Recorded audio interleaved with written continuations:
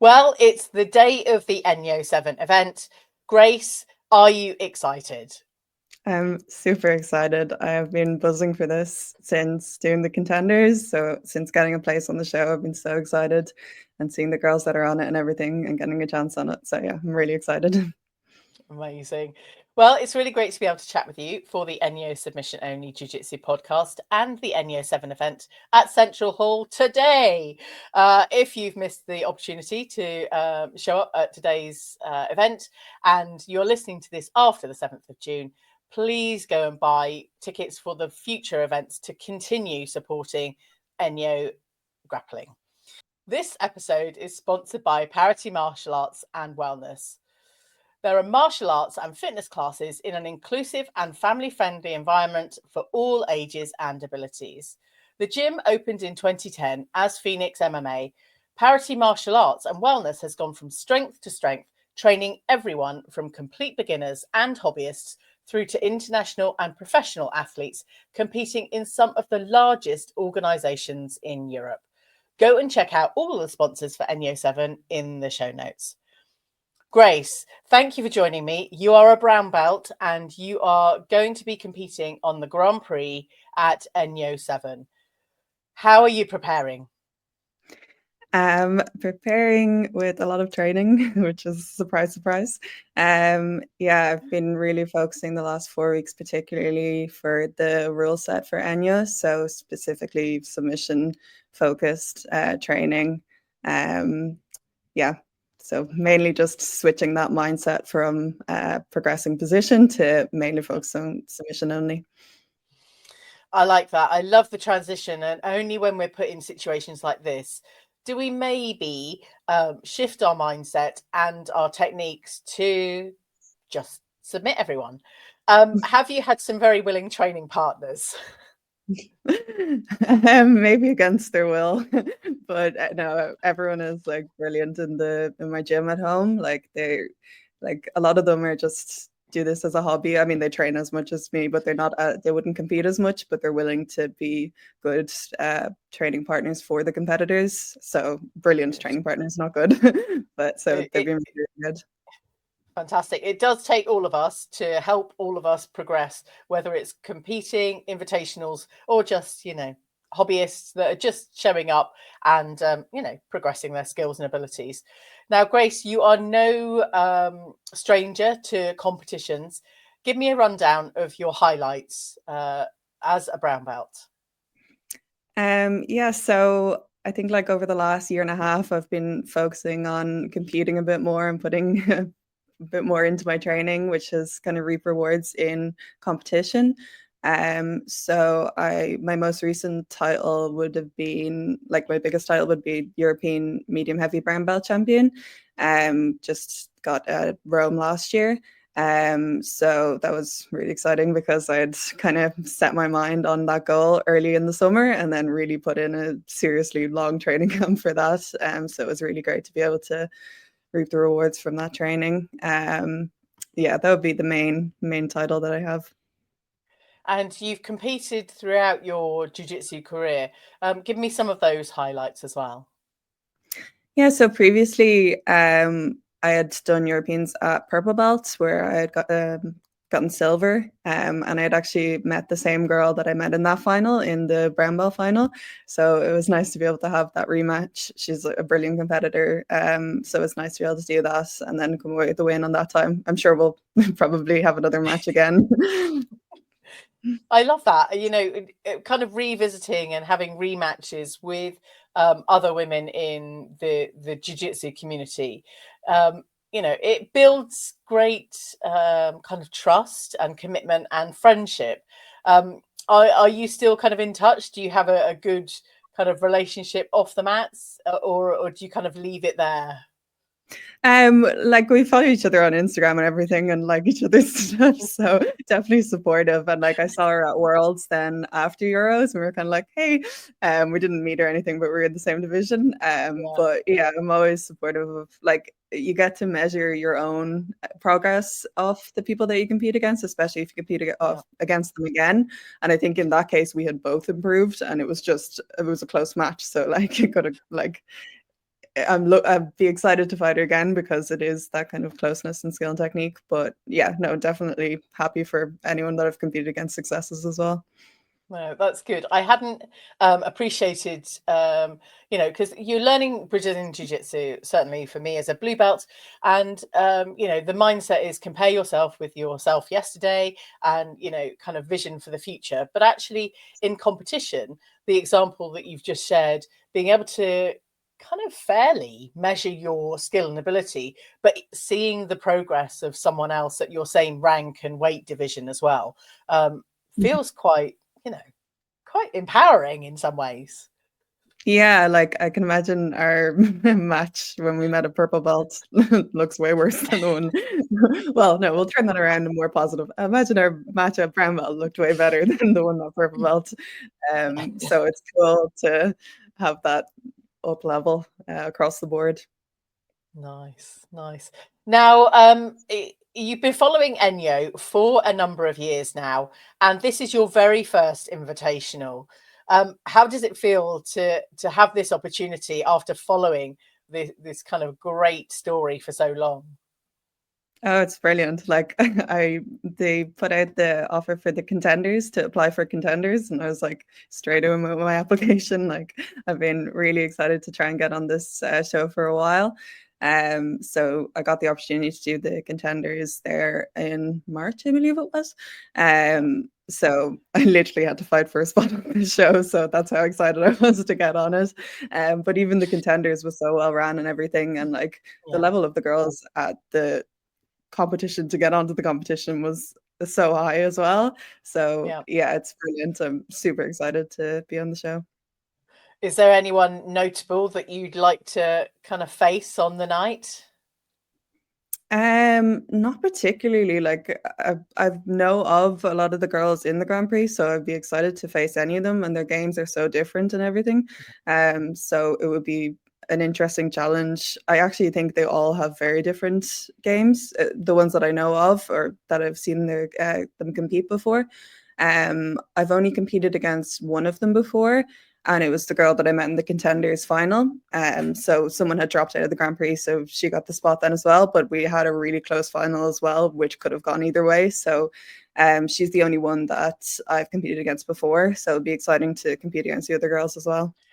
Fantastic. I hadn't really appreciated that, the further you progress with your journey, the more kind of bespoke your game gets. And for you as a brown belt, being able to see, a collective group of females with very different games, I think we're set to have a very exciting evening. Yeah, I mean it's it's exciting when two very different games meet, but it's also exciting when two similar games meet. It's like who gets Mm, the upper hand on what they're better at, and will they yeah. play a different game based on meeting someone who's going to play the same game. So yeah, it's really, really exciting. I think as an inexperienced jiu-jitsu practitioner, I would be quite stubborn and be playing my own game, but I can see that that wouldn't pay off at all. Or maybe it would. Sometimes you Maybe it do. would. Yeah. Sometimes it's the mental battle of who's going to stick to their guns. So you've taken part in a number of invitationals before, so you're not actually new to the invitational scene. Tell me about some of those experiences.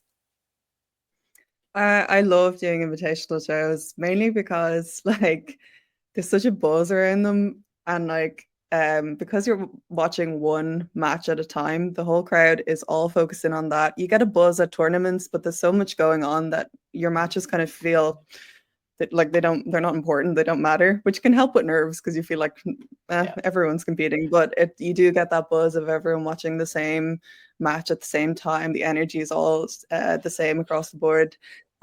So yeah, I love doing invitational shows, and I'd say the biggest one I've done is Grapple Fest. I've had two submission wins on that. So they've taken a bit of a break, but they're coming back, I think, in September. So would love to get Right. back on that because it's a brilliant show. But yeah, and a few other smaller ones, Grapple Queens in Dublin as well. But yeah, I really, really enjoy those invitational shows. Incredible. Now, you are based in Dublin. Tell us about where you train. I train in Brew Grappling Studio in Dublin. The coach is Sam McNally and Richie Smullen and Ryan McDermott, three coaches. Head coach Sam McNally. Yeah, it's brilliant. I love the gym so much. Yeah, great training partners, great vibes. To anyone who wants to visit in Dublin, definitely come to Brew. We're there, Grace. Tell us a bit more about the kind of female grappling community where you are in the Republic of Ireland, because I know there's lots of work to try and kind of build the community, but there are already so many superstar female grapplers based in Ireland. Tell us about that. Yeah, we have some really high level girls who have kind of really put their stamp on the scene worldwide and in Europeans and everything. I'd say probably the most accomplished is Rosa Walsh. She's a black belt. She's from Cork, but she actually has kind of recently started training in Brew as well. So I'm lucky to have her as a training partner as well sometimes. And then Zara Tofano, who's been on ENYO before. She also got gold medal in a lighter division at the Europeans that I had got gold medal as well. So it was really cool to have that representation at the European level. And then even in my gym, the lesser known people, like two of the girls, actually more than two, three of the girls in my gym have medaled at Euros as well.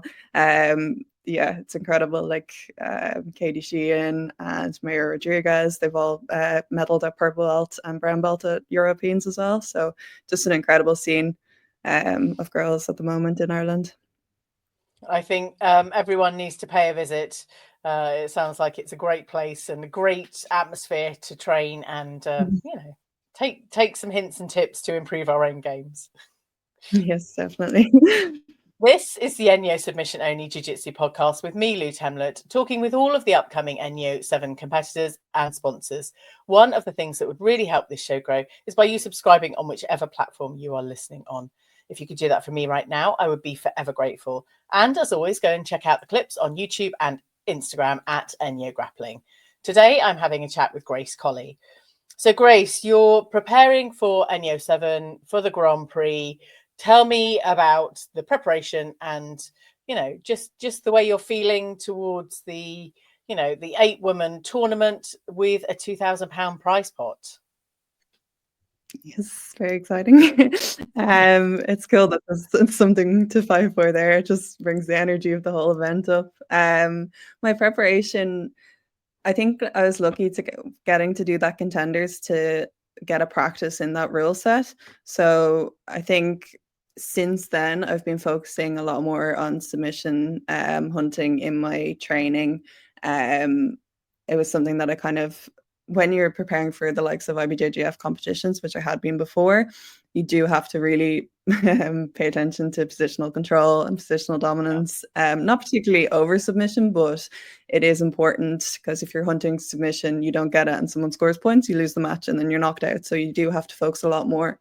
Whereas for these sub-only cards, you get a bit more freedom to play around. You can risk a bit more because if someone passes or someone sweeps you, it's not the end of the world. Like those, you can risk more, so you get more of an exciting match. So I've been focusing a lot of that in training. And yeah, just doing all the things that I'm sure everyone else is doing, training lots, strength training, everything. Amazing. Now, what do we need to know about the rule set that might be different for ENYO 7 if we're sat in the audience later this evening, or even right now if you're listening just before? So the rule set is, and I'm sorry if I get any of this wrong, I do have to go through it meticulously again before, but it is prioritizes submissions first. So real, genuine, locked-in submissions that need to be defended. So they kind of score the highest. So obviously the match has ended with a submission, but next to that is a submission attempt, a genuine submission attempt.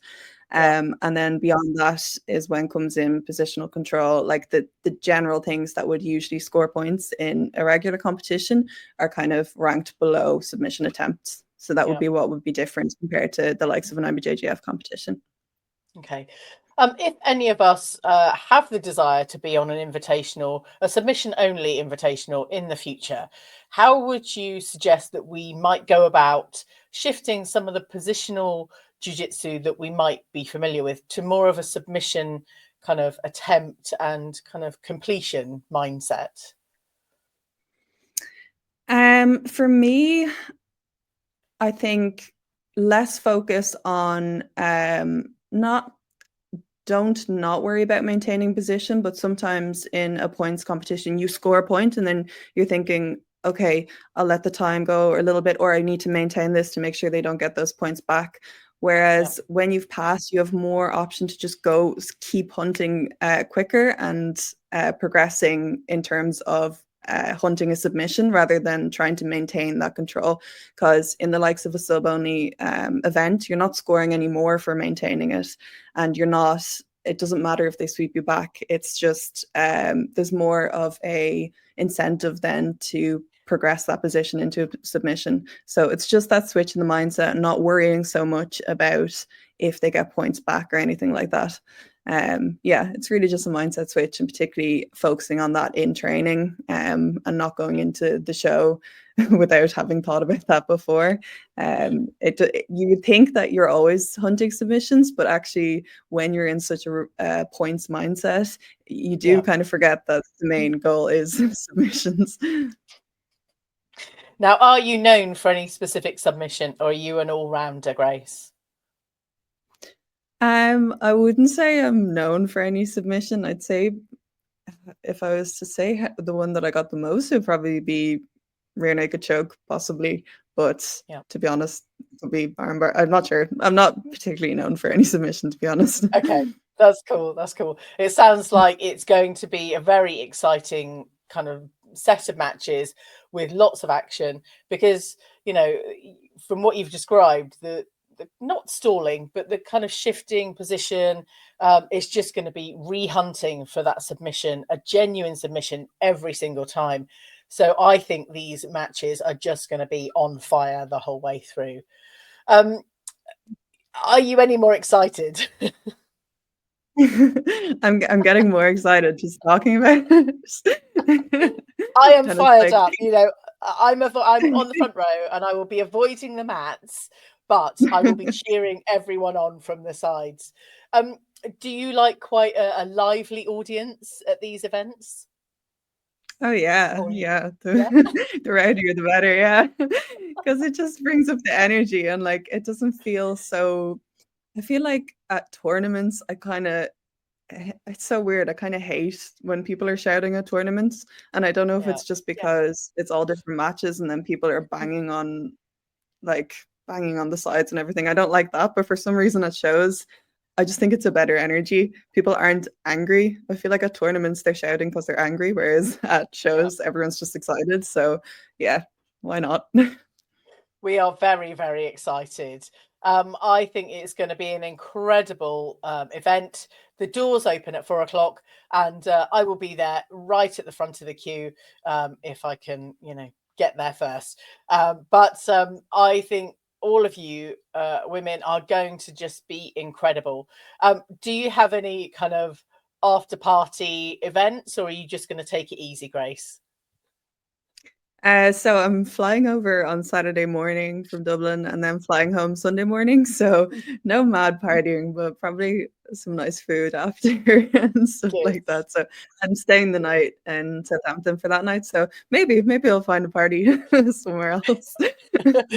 This is the after party, the party being the fights itself. Oh So yeah. it sounds it sounds like it's going to be incredible. If you don't have your tickets and you are not at the event, get yourself to the very next ENYO event. We need to just continue supporting such great events like the ENYO submission only events. Grace, thank you so much for joining me. I wish you all the luck and fire for your appearance, your first invitational at ENYO. How can people follow your journey? So the main way is probably Instagram. So Grace Colley, easy username to remember.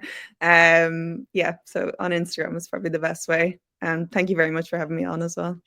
You are very welcome. I am very excited to see you submission hunting 100% for the whole of the matches, all the matches that you are taking part in on Saturday night. Good luck, and I will see you there. Thank you very much. See you. I hope you enjoyed this episode. Tell your friends about this show, and as soon as this episode ends, I'd really appreciate you dropping the show a rating and a review. Thanks again for listening. Catch you on the next episode of the ENYO Submission Only Jiu Jitsu podcast.